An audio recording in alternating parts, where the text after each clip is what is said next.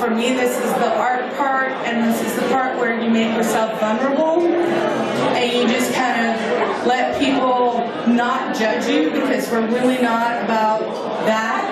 We're about saying everyone is allowed to express themselves and be themselves and be who they want. So this is a story about a very, very, very sad 11-year-old deaf girl.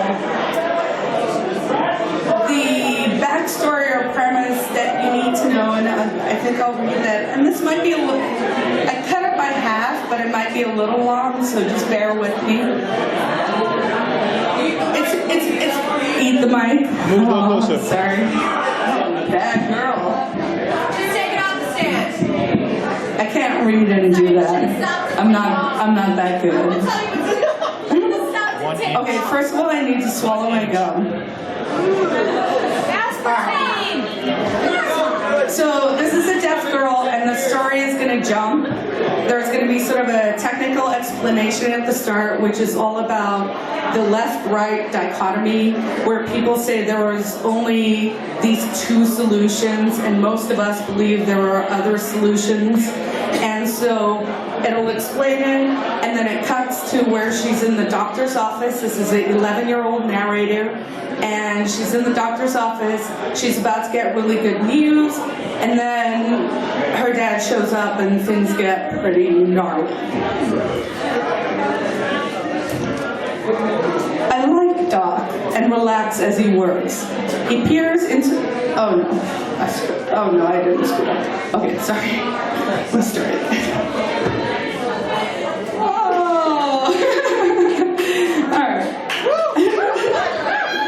I like Doc and relax as he works. He peers into my ears, always first the left, then the right.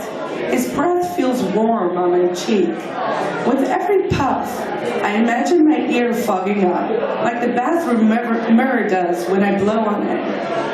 Can Doc see my organ of Cordy? Maybe he can see my thoughts floating around my head. I try to keep my mind blank, but then I wonder where the Doc's light was shining through my head and out the other side. So I decide to think about my favorite book. It's called The Ear. Mama gave it to me soon after I went deaf. I keep it in a special place on my bookshelf, right next to my dictionary. I spend hours paging through it, reading and looking at the pictures. I know all about the pinna, the malleus, and the cochlea, and the scala media, but my favorite part is the organ of Cordy, the organ of hearing.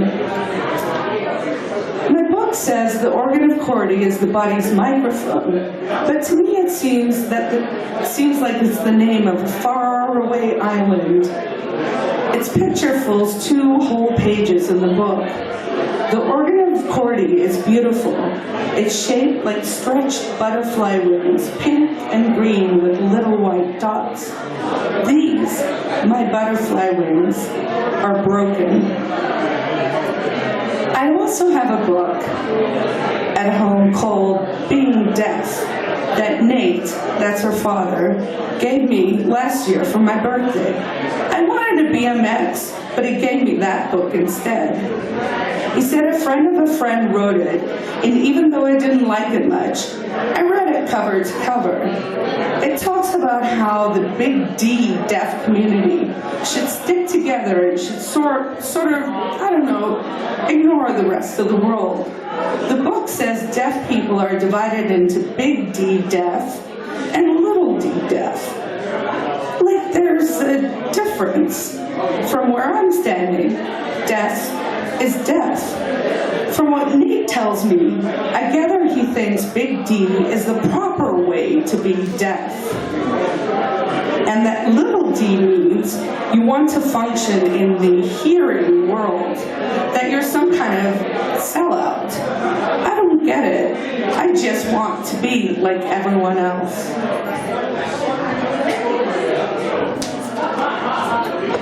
So then she's in the examination room, and it starts from here.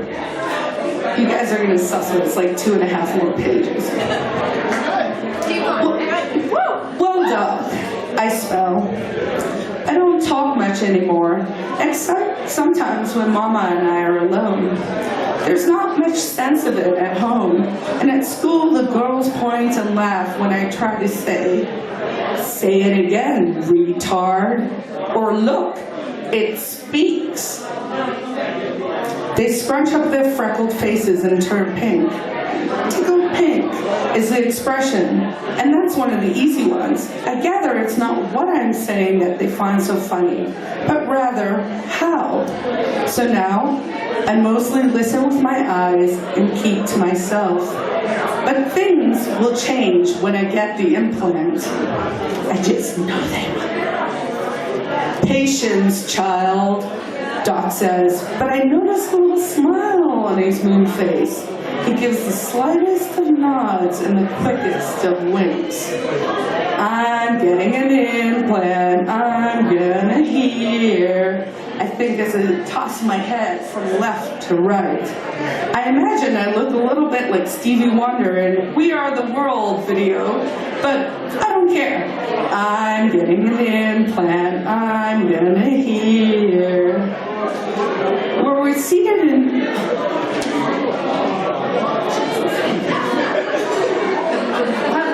nowhere near where I'm supposed to be in this story. I just actually want to save you guys. Okay, no, alright, we're going on.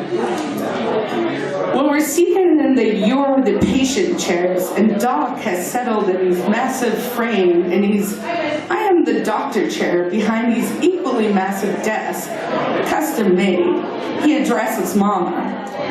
She's an excellent candidate, Mrs. Noble. As you know, the younger the patient is when we operate, the higher the chances of success.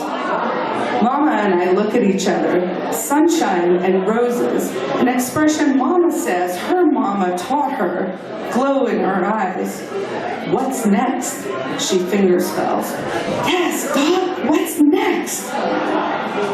She needs to see a specialist, a surgeon. He'll do a few more tests, and then if everything looks like, which I assume it will, she's good to go.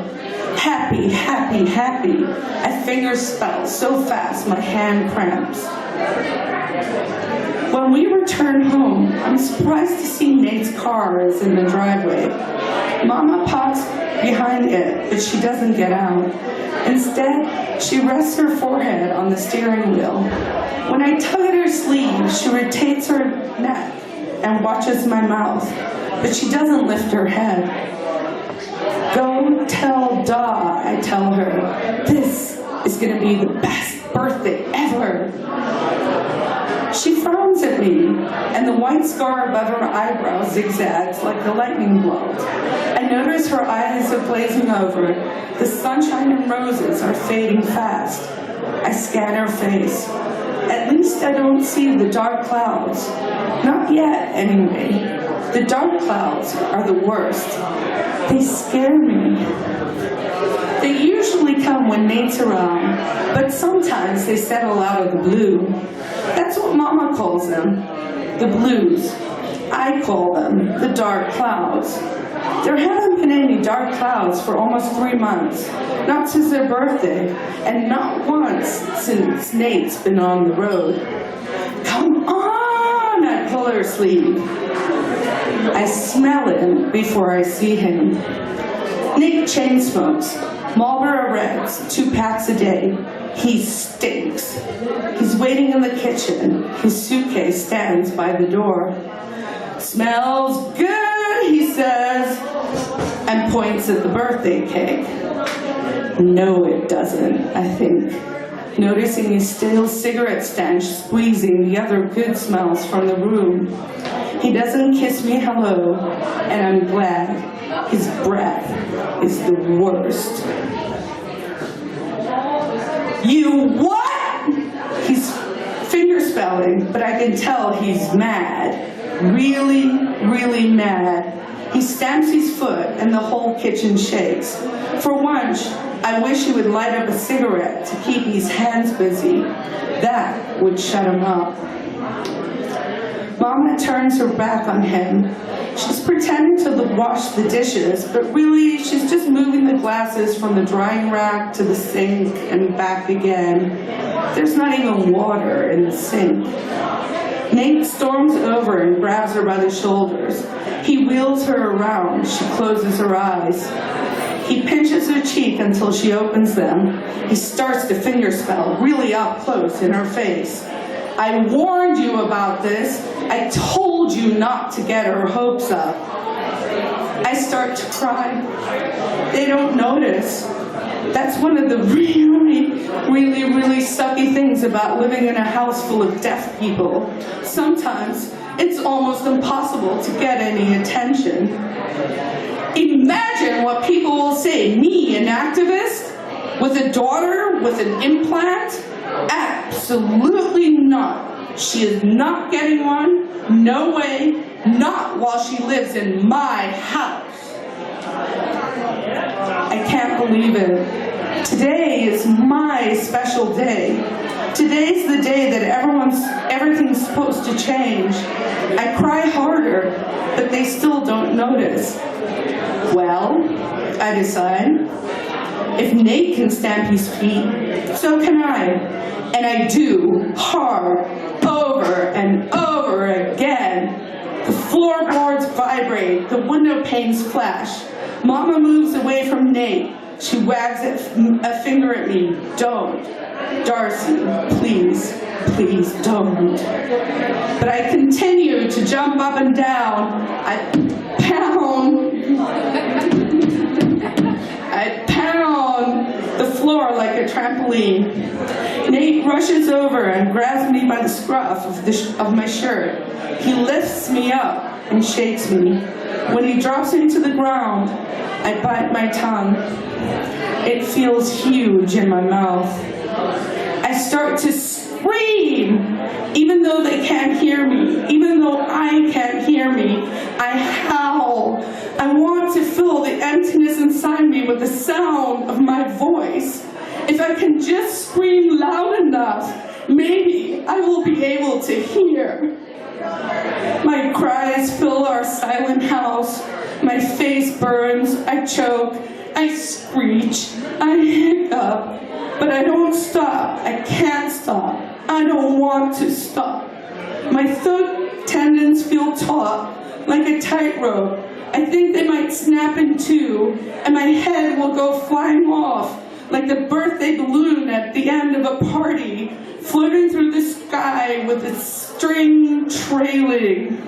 I want it to. I want my head to shoot off and float away. I want to be free of me. Let me hear! Let me hear! I want to hear the house's creaks and groans again. I want to hear cars honking, birds and dogs singing, barking. I want to listen to the way Mama whispers, "Good night," before she kisses me and I fall asleep. I even want to hear the sound of Nate's Zippo lighter. Click, click, whoosh, crackle. Mama drops to her knees on the floor before me. She tries to hug me, but she can't fix this. I am broken, and Nate will not let them fix me. I hate you!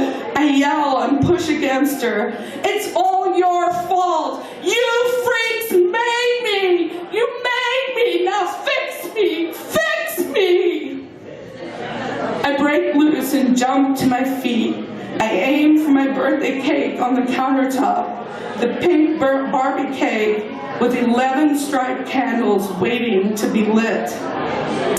I grab the cake and I hurl it across the room. It smashes into the cupboard. Later, I discover a glass inside the yellow cabinet door. The icing drops to the floor, dejected, as though it knows this was not supposed to happen. I race towards the door. Nate grabs me by the arm as I pass. He jerks me closer. He raises his hand and he slaps me dizzy hard across the face. His fingers fly in the other direction. 10 fingers tell their tale. He pushes me away and I stumble back. Nobody likes tantrums, he spells. I look at my feet. He grabs my arm and I immediately look up. He'll get madder if I don't. It's hard to see what he's saying through my tears. Go to your room and don't come out until I tell you to. He whips me around and shoves me down the hallway. I run to my room and slam the door as hard as the walls will vibrate.